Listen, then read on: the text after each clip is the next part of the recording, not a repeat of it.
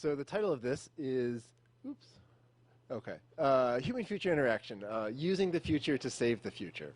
Now the theme today is interactivity in the digital realm. I'm sorry, interactivity, is it in the digital future, thank you. But I actually want to talk about interactivity with the future, kind of a spin on that. But before we look forward, I want to look back. So the most popular exhibit at the 1939 World's Fair was the Futurama Pavilion, sponsored by General Motors. People would wait for hours, they would file in, and they would see kind of an exhibit ride. It was behind glass, and it was kind of an animated automatronic diorama of the future, smart highways, monorails. And as they left, they got this pin that says, "I have seen the future," from General Motors. Now notice that there's no action required here, right? You have seen the future, and all you have to do is just sit back, and General Motors' vision of the future, no less. And all you have to do is just sit back and wait for it to happen to you. Now, we saw this story a couple years ago, and we were really struck by just how passive the language is. So I'll come back to this in a minute. So in this case, you didn't have to act for the future, but there's a lot of ways that we do act for the future every day. We think about our health. We eat right, we exercise, we take vitamins, we apply sunscreen. And sure, a lot of these behaviors have some immediate benefit, but a lot of them we do really specifically with an eye towards the future. We look farther out. We save money for retirement, and probably not as much money as we should. But in about 4 minutes, I will show you a proven technique to encourage yourself to save more money for the future. So hang on for that. This not saving enough money for retirement thing, excuse me, it suggests that we could all be a lot better at looking at the future. We have some kind of innate biases that mean we're not very good at it. So to improve our ability, I'm proposing something, excuse me, that's called human-future interaction. And it's a kind of a call to action based on 3 beliefs. And I'll unpack these as we go. Number 1, that there are new ways to experience the shadow of the future today, in the present. Number 2 is that experiencing the future can actually be a very persuasive strategy to change our behaviors today. And we don't typically think of the future as a persuasive strategy. And number 3, the future needs us to change our behaviors today. So before we look at interactivity in this new realm, I want to look back. A lot of you in this room, probably being in SOMA, you know about human-computer interaction, right? And it's kind of the art and science and practice of influencing our behaviors with technology. So HCI makes technology more usable. It makes it more accessible to people without necessarily specialized training or any kind of special expertise. It makes technology more intuitive, more sensorial, more kind of tactile. It makes it more personal, more engaging, more relevant to what people know in their lives and what they care about. You can see this Amazon, hello Jason Tester, we've recommended this for you. And then lastly, you put all those together and HCI, human-computer interaction, makes our interactions with technology more persuasive, as you can see on the Amazon one-click. So take everything I just said, usable, accessible, intuitive, tactile, personal, persuasive, and swap out technology for the future. And that's what I'm proposing we think of human-future interaction as. So just as there are a lot of processes in HCI to kind of end up with good design, I think I'm proposing a process here to actually use the future in kind of a systematic way to change behavior today. So first, you need to immerse yourself in a compelling vision of what that future could be. So imagine you open up your medicine cabinet, right? You see the razor, you see a toothpaste, but then you see this medicine called Clostrono, and it's for relief of claustrophobia and crowded urban dwelling. At IFTF, the Institute for the Future, we create a lot of these immersive, almost kind of guerrilla visions of what the future could be as a way to convey our research. In this case, we were trying to make the point that the human species was becoming more urban than rural.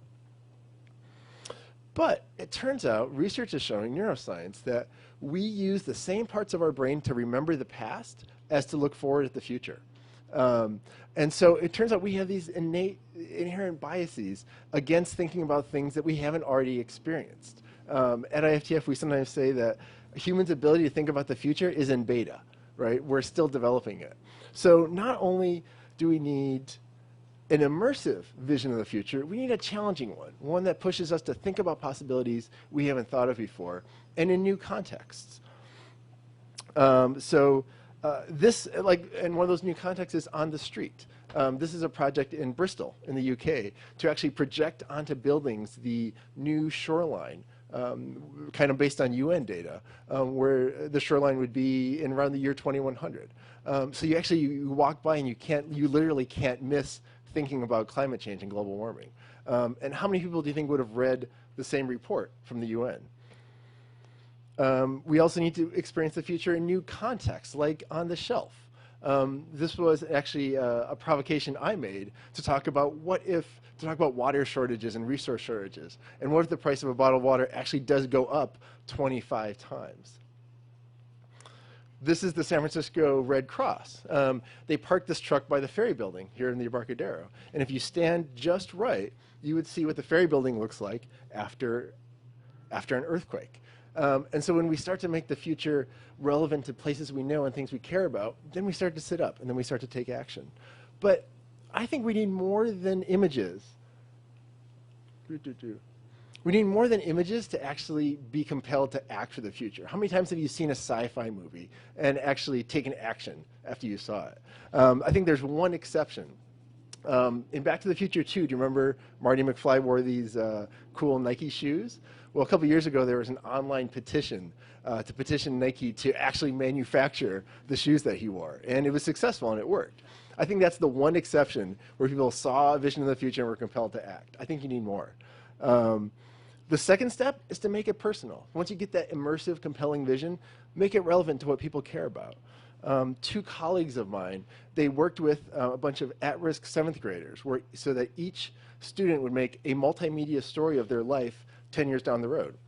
And these are kids that don't typically think a week out, let alone 10 years out. And in the story, they had to show how they graduated from college. So they made this future very personal to them. I promised to show you how you'd save more money for retirement. This is a project from the Stanford Virtual Human Interaction Lab. It turns out that if people spent a few minutes as kind of inhabiting an avatar of themselves that was older in a post-experiment questionnaire, they saved more money for retirement, on average about $100 more, than people who spent time in the virtual world just as they look today. So that technique is to spend a couple minutes as yourself, just kind of immersed in yourself 30 years down the road. There's 75, 175. And then lastly, what if personal forecasting was a party? There's a designer in the UK named Jessica Charlesworth who's created a personal forecasting kind of party kit. So imagine your aunt, your cousin, your mom, your boyfriend all get together in a room without you there, and they have a conversation about what your future would be like. Think about that. What kind of results would they come up for you? And the last thing, so once you've created this immersive future and then you've made it personal, I think there's one more step, and that's interacting. That's knowing that you make a difference. It's kind of seeing cause and effect. So you make a difference in that future, and you see a result. You see that your action actually makes a difference. One way to interact is actually to make a commitment. This is a service called Future Tweets, and you can sign up to have a tweet go out on Twitter at some point in the future. So in this way, you're actually making a commitment that I will perform this behavior in the future. And if I don't, well, then there are consequences. Someone will ask, hey, did you really do that? So you kind of know, you have this countdown ticking down to this action in the future. I think the next decade will also see a lot of simulations that help people, that really make it powerful for people to interact with the future and see their individual role. This is a service that's going to launch this summer. It's a collaboration between the state of California and Google to actually see all of the data and projections that California has on climate change, how it will affect California. This is the projected snowpack in the year 2050.